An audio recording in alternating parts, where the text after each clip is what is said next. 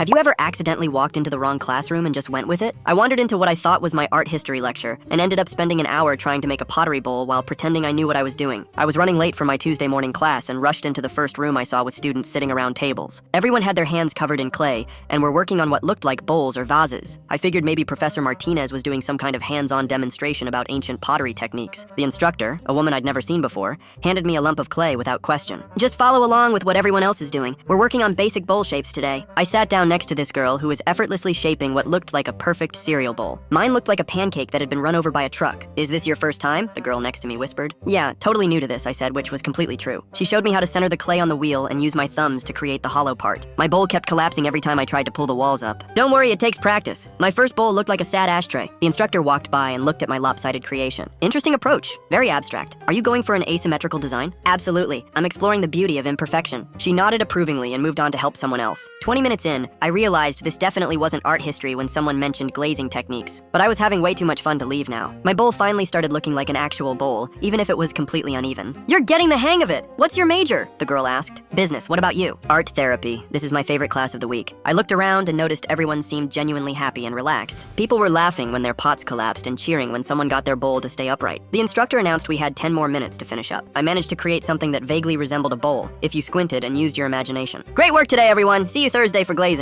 As people started cleaning up, I realized I had no idea where my actual art history class was. I checked my schedule and discovered it was in a completely different building. The girl next to me noticed me looking confused. "First day jitters? It happens to everyone." "Actually, I think I'm in the wrong class. I was looking for art history." She started laughing. "And you just went with pottery for an hour? It seemed easier than admitting I was lost." "Well, you're welcome to stay. We meet every Tuesday and Thursday at this time." I looked at my wonky bowl sitting on the table. "You know what? I think I will." I signed up for pottery that afternoon and dropped art history. That was the funnest class I had since going to this school.